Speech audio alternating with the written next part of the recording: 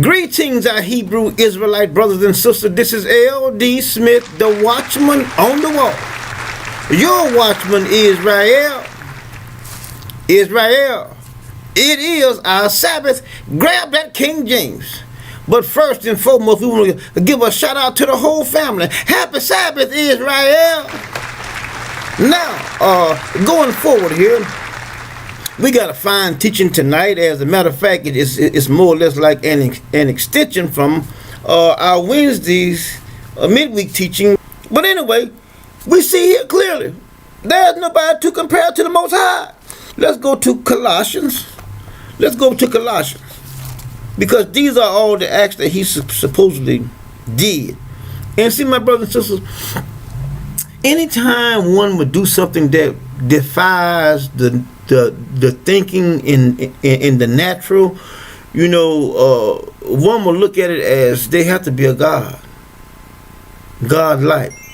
And I showed you guys in a video here, I think it was last week before last, about all the acts that the Hebrew Israelites did when the Most High was dealing with them in their life. How David did, and Samson, and Joshua and them, and all those guys. But anyway, let's look at Colossians.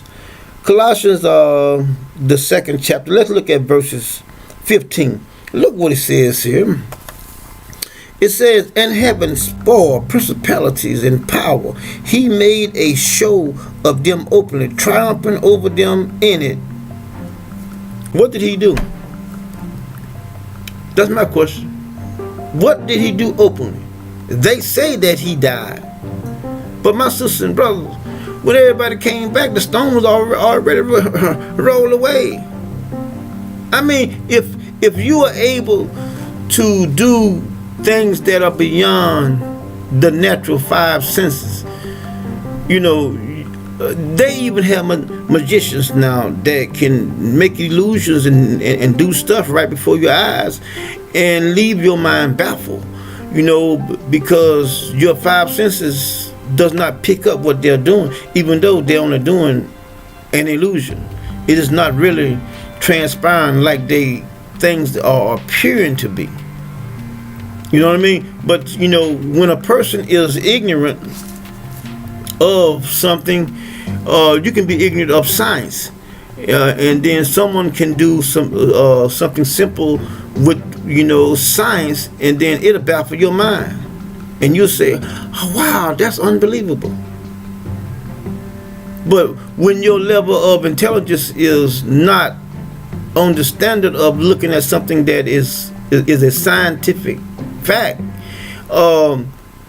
you will see that in your mind that this individual is doing something special, you know, and that things like that only the gods could do. But anyway, let's see. Let's go a little further here. Let's go back to Exodus 23. Now watch this, my brothers and sisters. Exodus 23. Do I want to go there? Let me see. Did I?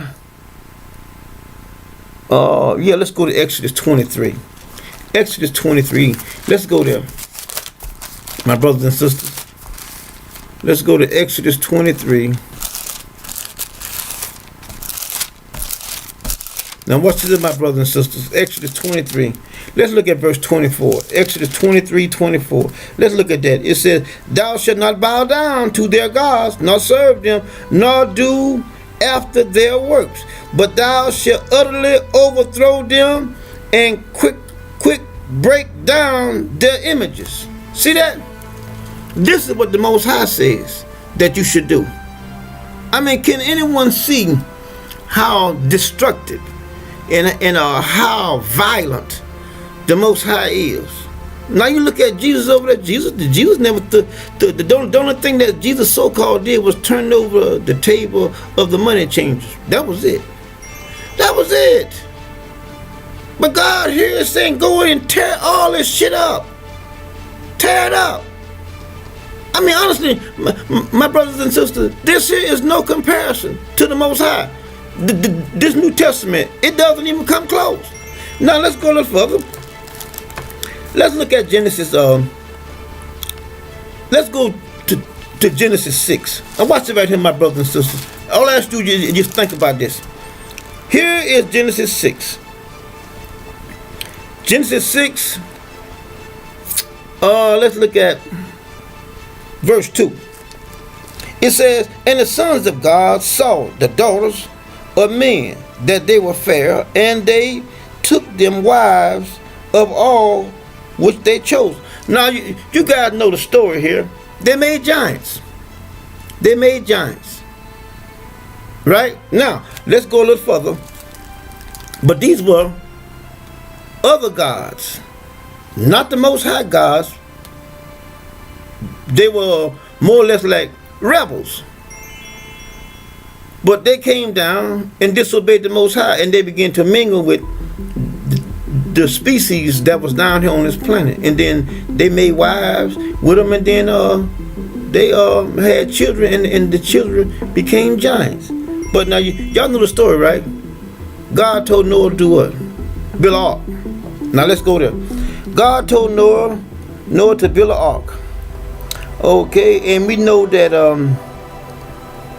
he built an ark. Let's look at chapter 6, verse 19. 6 and 19. Watch it right here. It says, of every living thing of all flesh, 2 of every sort, thou shalt bring into the ark to keep them alive, and with thee that they shall be male and female. Now he told him to say every living thing, right? Now let's back up and let's look at 17. It says, and behold, even I do bring a flood of water upon the earth to destroy all flesh, wherein is the breath of life from under heaven, and everything that is in the earth shall die. So God is bringing a flood upon the earth, and everything that is not inside the ark is going to die. Now you guys saw, I just read that he told him to bring a male and female of everything that creature. Yeah. Now, some may not believe this, but the Most High is in control of everything. Now, you know that those sons of men had children and they were giants. Am I right or wrong? I'm right. Now I know about 2 males and 2 females inside the ark also of the giants. And now if you go back and look at how big the ark was, there's virtually impossible for him to put every 2 males and 2 females of every species that was up on this planet on that ship. So you know that it had to be a laboratory of some sort, or maybe a DNA laboratory, and he put all these creatures, clean, unclean, the giants, and all of those inside the ark. I'm gonna prove it. I'll watch it right now. Now, let's go to Genesis 14. Let's look at that. Genesis 14 real quick. I'm not going to be able to do all of this reading here, but you guys can read it on your own. But if you read Genesis 14 here, for time's sake, Genesis 14 here, I don't want to do, I don't have the time to do all the research in here to show you that all this writing in here lines up with giants being in the land, and like I said, I got a lot of critics, and they say, well, you mispronounce words and this and that, but I got a way around that also. See, because I know I got my critics, but Israel, y'all know me, I make it simple. So I tell you what I'm going to do. I'm going to make it simple. Let's go to Numbers. Let's go to Numbers real quick. Watch this right here, my brothers and sisters. See, I got a way of doing it. Let's do Numbers 13. All right. Let's look at Numbers 13:33. Look at this right here now. It says, and there we saw the giants, the son of Achan, which came out of the giants, and we were in their sight as grasshoppers, and so we were in their sight. Now, see the word giants there? They can't argue with me on that because the word giants are there. See that? So over here, in the others, over in Genesis 14, it's too much research in there, too much time I have to spend in there, to pull it together where you understand what I'm saying. So I just take a shortcut. I just go to giants here. Now, my question is this: they had to be on the ship in order for them to be over here in the land of Canaan. They had to be on the ship, because if there wasn't, then the scriptures say that everything that was up under heaven died in the flood. I know I'm right. But anyway, let's go here a little further. Let's go back to Exodus 23 again. Let's go to Exodus 23. And watch it right here. Exodus 23, my brothers and sisters. We get there. Exodus 23. Let's look at verse 33. It says, they shall not dwell in the land lest they make thee sin against me. For if thou serve their gods, it will surely be a snare unto thee. See that? It'll be a trap. Gods, small gods. There are many gods. Every race of people had their own God. Their own God. Because they are extraterrestrials and they were coming to this planet. And the Most High, He's over everything. Even the one that rebelled, He's over them. And the ones that had the book, they wrote about these superheroes in the comic books and stuff like that. They got it from this Bible. For instance, like Superman, he left his planet, and came here, and he called himself he gonna help mankind, and the only thing that was against him was kryptonite and whatnot. But see, that was their little story, telling you about how Lucifer came here. He got his ass kicked out of heaven. That's right. The Most High ran his ass off, and the Most High dealt with him too, according just like He said He was, and that's the way it's going to be. Now let's go a little further here. Let's go to Exodus 32. Let's go to Exodus 32. Exodus 32 and 1. Look what it says. And when the people saw Moses delayed to come down out of the mountain, the people gathered themselves together unto Aaron and said unto him, Up, make us a God, make us gods which shall go before us. See that? For as for this Moses, this man that brought us up out of the land of Egypt, we wot not what is become of him. In other words, we don't know where he's at. But anyway, the point that I want to make here is that they won't. It was a part of a God to go before His people and be there for His people. But I'm gonna show you how different and Jesus is. Now let's go here to let's go to Matthew 9 and 9. Watch this, my brothers and sisters. Watch it. Let's go to the book of Matthew. Let's go to Matthew, the 9th chapter. Now watch it, my brothers and sisters. Watch this. Now watch this right here. There are two entirely different books. Now watch this. Matthew, I did say chapter 9. Then look at verse 9. It says, And Jesus passed forth from hence and saw a man named Matthew sitting at the reception of customers. And he said unto him, Follow me. Jesus always telling his so-called people to follow him. Follow him. But my thing is this right here. If you was a God, you wouldn't have to tell them to follow you. You just going on before them. I mean, just go ahead on before them and do what you're going to do. But here, everybody got to follow him. Then, after he gets out the way, then Paul say, follow me. But that's what I don't understand. Jesus had one program going. Then when he dropped off the scene, then Paul picked up and said, well, since he's out the way, then hey, this is my thing. Why Peter didn't take it up and then say, follow me? After all, Peter had the keys. Paul didn't have shit. If I was going somewhere and someone say, well, I got the keys to get in, surely I'm going to follow him. I want to follow another who's going empty-handed, don't have a damn thing in his hand but his 5 fingers. But Peter said that he had the keys to the kingdom. That means that Peter could get in. But here Paul had his own program. Now, does that make any sense to anybody out there? Hell no, it don't. But anyway, let's go a little further here.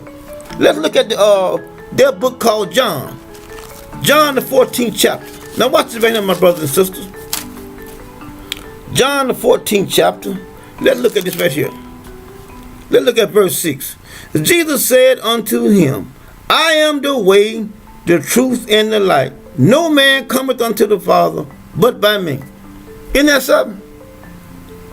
Now all Israel had to do was call on their name. They was in Egypt.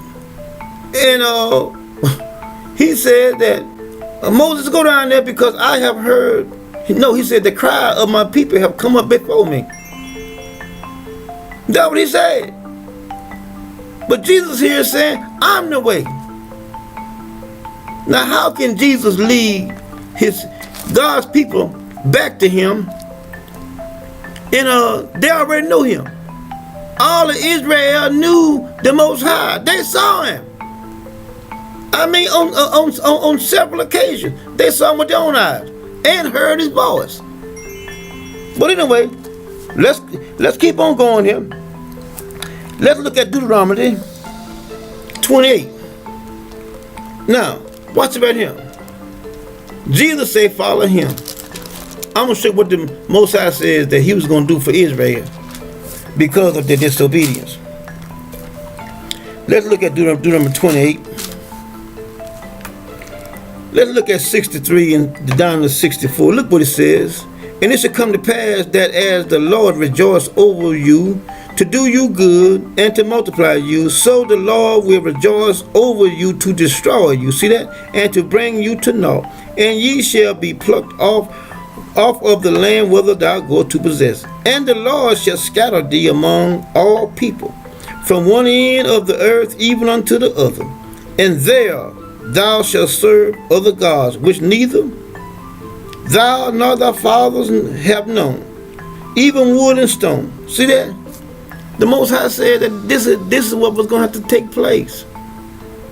And my sisters and brothers, this is where we are now. But we're transitioning from this now, knowing who we are and looking for Elijah, the prophet, not Jesus. God never said at any time that he was going to send Jesus. Never. Not at any time that anyone can prove to me that God said he was going to send Elijah, Jesus. He specifies. He specifies and it doesn't leave any gray areas at all. He calls by name. He said, I will send you Elijah the prophet. Well, why do you think he took him up? Why? Because he's going to send him back. But the Christians, they wait on Jesus. Jesus this, Jesus that. Let me tell you something. I will not have my hope in someone who can die just like me. It would be futile for one to have their hope in a God that will die. The Most High lives forever. I read it to you out of Daniel. He lives forever. Now, let's go a little further here. Let's go back and look at the 1 Corinthians chapter 6. What's it right here? 1 Corinthians chapter 6. Let's go there. 1 Corinthians chapter 6. Chapter 6, let's look at verse 20. And look what it says. It says, for ye are bought with a price, therefore glorify God in your bodies and in and in your spirit, which are God's. He said, now you are bought with a price. Isn't that what he says? Now let's look at Peter. Let's go to Peter. And I'm going to show y'all how wrong, how far out in left field this bullshit is. First Peter says, 1:19 it says, but with the pressure, he says, okay, let's read 18:2. It says, for as much as ye know that ye were not redeemed with corruptible things as silver and gold, for your vain conversation, received by tradition from your fathers, but with the precious blood of Christ, as a lamb without blemish or without spot. Now you see that? Now I'm gonna prove both of those to be wrong. Okay? Now the Christians holler, well, God was fully man. I mean, Jesus was fully man and fully God. Now remember, now we read a scripture over in Job. I think it's the 24th or 25th chapter. It says that a man, how can a man be clean that is born of a woman? Now y'all know that he's supposed to have this virgin for his mother, and she birthed him into the world. Now the scripture clearly says that how can a man be clean that is born of a woman? But anyway, let's look at another one here. Let's look at John 15. They call it St. John. St. John, the 15th chapter. Let's look at 13th verse. Look what it says here. Greater love has no man than this, that a man lay down his life for his friend. Ye are my friends if ye do whatsoever I command you. Now he said that there is no greater love than for him to lay down his life for his friend. Isn't that right? Now let's go, and I'm gonna prove both of them to be nothing more than a damn lie. Let's go to the book of Deuteronomy. And watch it, my brothers and sisters.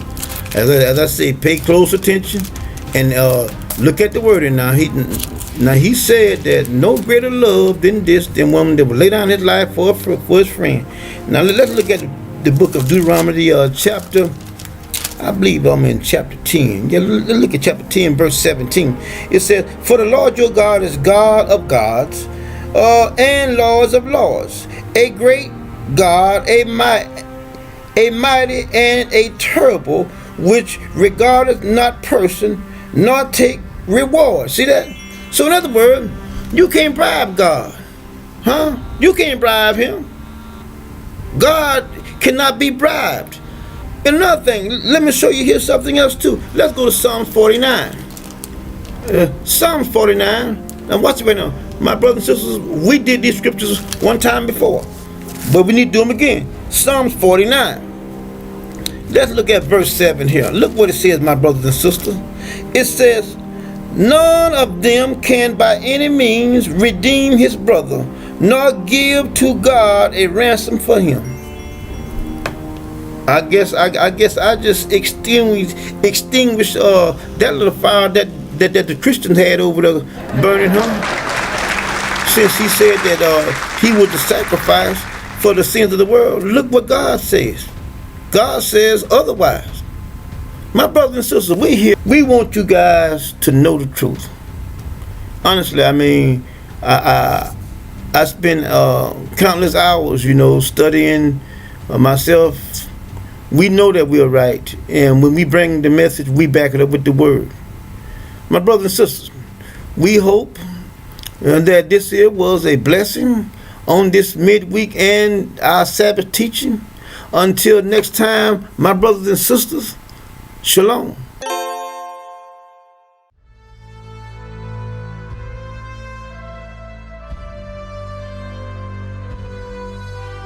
Warn them from me.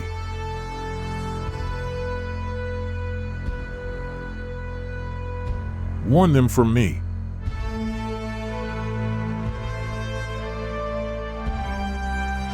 Warn them from me.